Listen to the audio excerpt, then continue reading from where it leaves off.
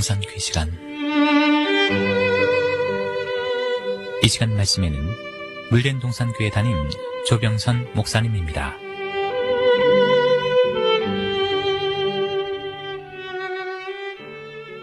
성령 하나님을 바로 알자 5번째 시간입니다. 오늘은 성령의 충만과 내재에 대해 말씀을 전하려 합니다. 성령에 대해 바른 지식이 없으면 알지 못한 채로 성령의 역사를 회방하기도 하고 스스로 성령의 역사를 제한하기도 하고 성령을 모시고 있다가 소멸하기도 하고 그분을 잘못 이해해서 마치 자기를 돕는 분 정도로 이해하는 무지를 저지를 수가 있습니다. 실제 그렇게 사시는 분들이 얼마나 많은지요. 또 어떤 분들은 성부가 가장 높고 그 다음에 성자 그리고 마지막이 성령으로 아시는 분들도 계십니다. 그러나 어느 분을 먼저 일컫듯 세 분은 하나이십니다. 이 세 분이 하나라는 사실을 가장 단적으로 보여주신 것이 바로 예수란 이름이지요. 성경은 예수란 이름은 구원자란 대명사다. 이 이름처럼 놀랍고 아름답고 크신 이름이 없다. 이 이름 앞에는 하늘에 있는 자들, 땅에 있는 자들, 땅 아래 있는 자들도 모든 무릎을 예수 이름에 꿇게 하시고 모든 입으로 예수 그리스도를 주라 시인하여 하나님 아버지께 영광을 돌리게 하신다고 증거해 주십니다. 저는 옛날에 예수는 하나님의 아들의 이름인 줄 알았습니다. 그런데 어느 날 이 예수란 이름은 독생자 아들의 이름일 뿐 아니라 아버지 하나님의 이름이요 또 성령의 이름이라는 사실을 알게 됐습니다. 성도 여러분, 자신의 신앙의 삶에서 꼭 점검해 보아야 할 것이 있는데 그것은 첫째, 성령이 자기 안에 내재되어 있어 충만한 경우인가? 둘째, 외적인 성령의 감동에 의해 충만한가 하는 것입니다. 만약 자기 영적 충만이 성령이 자기 안에 내주하심으로 온 충만이라면 이런 분은 자신의 삶 속에 잠시 어떤 일을 당해 시험을 받았다 하더라도 곧 그 사실을 깨닫고 회개하면 다시 충만한 삶으로 돌아갈 수 있습니다. 그러나 잠시 성령의 감동에 의한 충만이라면 그런 분은 성령의 충만함이 소멸될 때 세상 사람과 별 차이 없는 삶으로 바뀌게 됩니다. 근본이 아직 변화되지 않았기 때문이지요. 그러므로 이런 분은 상황에 따라서 어떤 때는 뜨거운 물이 되기도 하고 얼음물이 되기도 하고 어중간히 미적지근한 상태물이 되기도 해 수없이 상황에 따라 여건에 따라 변하는 것입니다. 구약 성경을 보면 사울은 잠시 성령의 감동함을 입을 때 잘 나갔습니다. 그러나 그것이 소멸되니 다윗이 눈에 가시가 되어 그를 죽이려 그 마음이 죽을 듯 끓었지요. 사울의 등장 때 모습은 좋았는데 다윗과 비교되고 나서는 왕으로서의 스타일 다 꾸기고 마지막으로 처참하게 간 사람이 바로 사울왕입니다. 여러분, 그에 비해 다윗은 어떻습니까? 그가 성령의 충만함을 입어 골리앗을 무찔렀을 때 그 당시 다윗의 신앙을 따라갈 자가 없었습니다.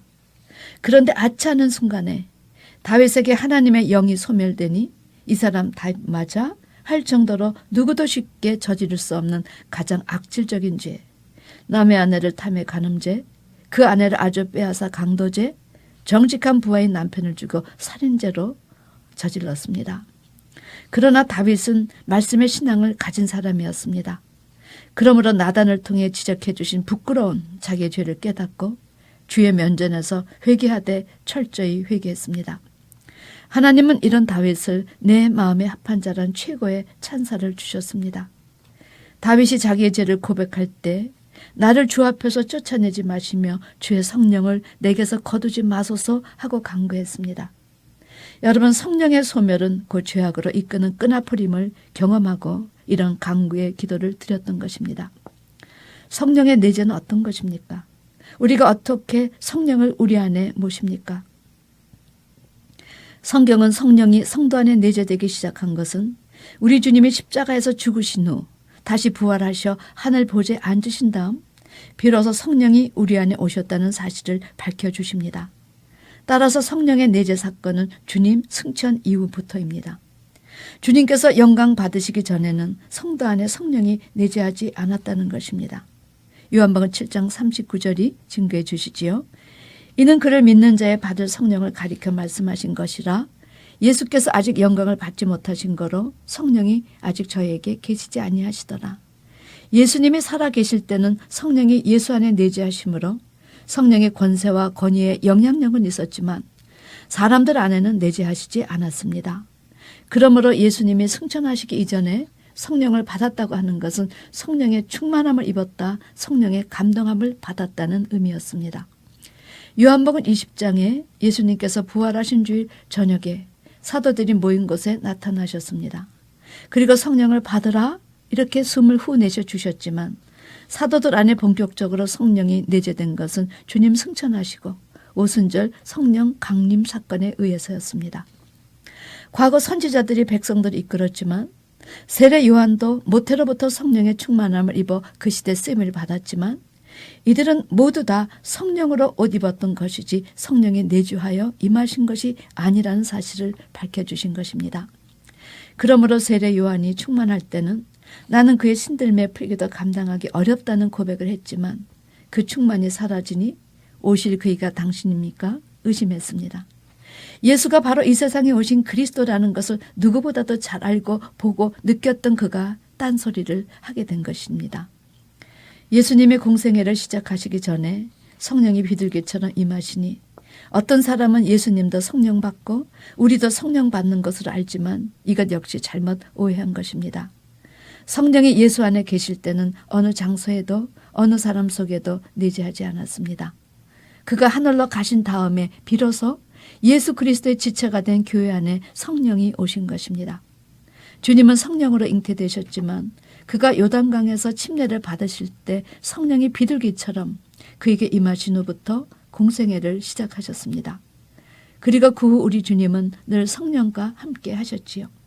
성령에게 이끌려 마귀에게 시험을 받으러 광야로 나가셨고 성령에 힘입어 귀신을 쫓아내셨고 전도도 성령의 권능으로 하셨습니다. 주님은 기뻐하실 때도 성령으로 기뻐하셨고 무엇이든지 성령과 함께 하셨음을 성경은 제시하십니다. 그리고 당신의 사역을 다 마치시고 십자가를 지시고 다 이루었다. 아버지여 나의 영혼을 당신의 손에 의탁하나이다 하고 그의 삶을 마치셨을 때 하나님의 능력이 예배소서 1장 19절 말씀처럼 그의 능력이 그리스도 안에서 역사하사 죽은 자들 가운데서 살리시고 여러분 예수 안에 내재하신 성령의 역사가 그를 죽은 자 가운데서 그냥 두지 않았다는 것입니다. 성경은 죽은 자 가운데서 살리시는 그 영의 역사가 바로 성령이라 제시하십니다. 성령이 예수의 죄 없음을 증거하시려 죽음에서 부활시켜 주신 것입니다. 그리고 하나님의 영이신 성령이 그 이름을 이 세상뿐 아니라 오는 세상까지도 아니 모든 이름 위에 뛰어나게 하시고 또 만물을 복종하게 하시고 교회는 그의 몸이니 만물을 만물 안에서 충만케 하신 자의 충만이니라. 여러분 이 충만은 교회에 성령을 부어주신 것으로 교회 성령이 성도들에게 성령이 내재해야 함을 깨우쳐 주시는 말씀이었습니다. 따라서 예수님께서 부활하시고 그날 저녁 임하셔서 성령을 받으라 하셨지만 본격적인 성령의 역사는 오순절날 성령이 임한 그날부터였습니다. 또한 사도들이 공생애가 시작되었듯이 성도도 성령이 임해서 내재해야 성도의 공생애가 시작되는 것입니다. 아무나 다 자기 의지로 두중이 노릇할 수 있는 것이 아니라는 것이지요. 성경은 성령을 받아 그분이 내 안에 내재하셔야 주님의 명령인 새 계명을 이루어 드릴 수 있다고 제시하십니다. 그리고 새 계명을 이유로 드릴 수 있는 것은 새 언약 백성에 한해서 이루어진다 하십니다. 서로 상관관계가 있기 때문이지요. 성령의 강림은 예수님을 만나고 그분의 말씀이 1.1에게 오차가 없이 이루어졌음을 깨닫고 그러나 그런 분을 잘 알아뵙지 못하여 죽였고 그럼에도 불구하고 다시 성령을 보내주신다는 그 약속의 말씀 믿고 기다리는 사람들에게 임하셨습니다. 제가 여러분께 질문 하나 드리겠습니다. 여러분 신앙의 본질이 무엇이라고 생각하십니까? 저도 참 오랜 시간을 걸쳐 생각해 보았는데 우리 신앙생활의 본질은 자기가 잃어버린 하나님의 형상을 찾기 위해서 자기의 삶의 자리에서 일어나 순례길을 떠나는 것이라 생각합니다. 하나님은 아브라함에게 내 본토 친척 아비 집을 떠나 내가 내게 지시한 곳으로 가라 이렇게 하셨는데 신앙의 본질은 바로 자기가 살던 삶의 자리가 죄의 자리였음을 인정하고 그 자리에서 뒤도 돌아보지 않고 성큼 일어나 하나님이 지시한 곳으로 가는 것입니다. 성경은 우리가 예수를 만나기 전에 앉아 살던 곳을 아랫물로 표현하십니다. 그러므로 그 아랫물에서 윗물을 찾아가는 것이 바로 신앙의 여정이요. 아랫물이 윗물이 되기 위해 필요한 것이 바로 햇빛인 말씀이었습니다.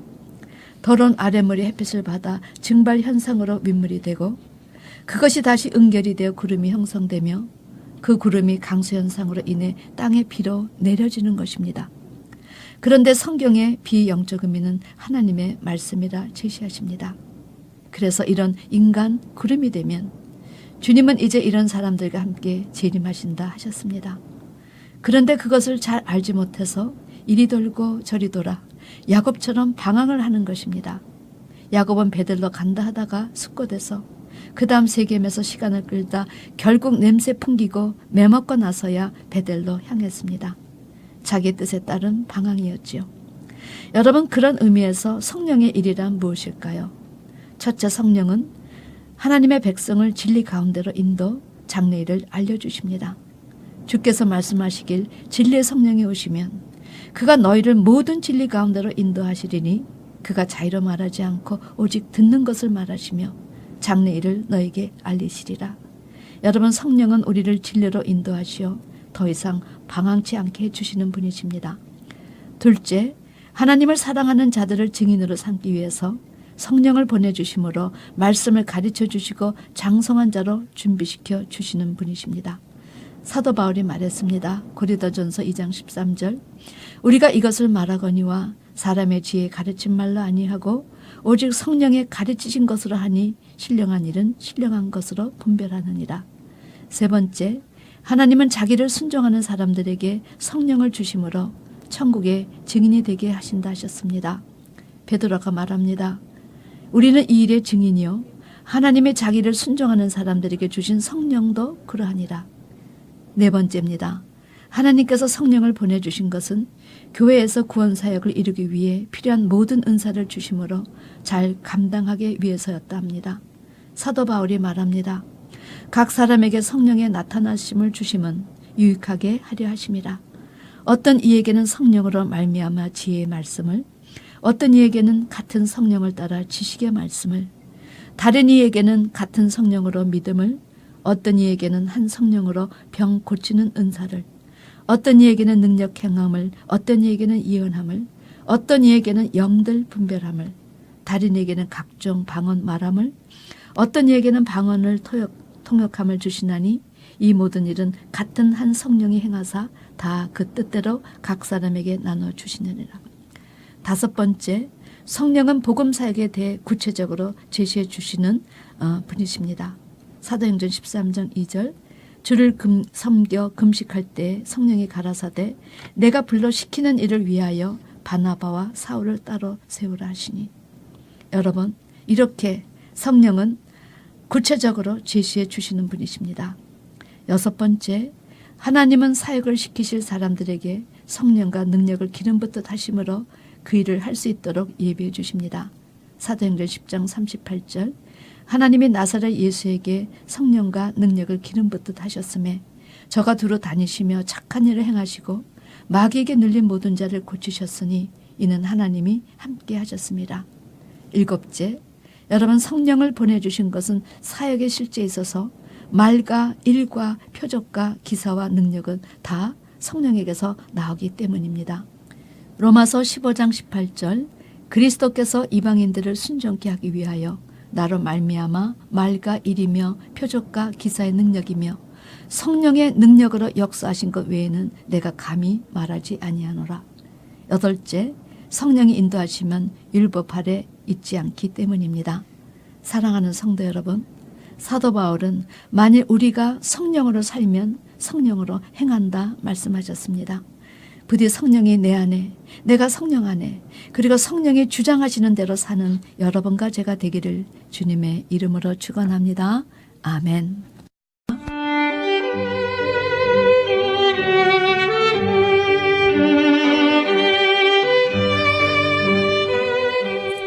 지금까지 말씀에 물된 동산교회 담임 조병선 목사님이었습니다.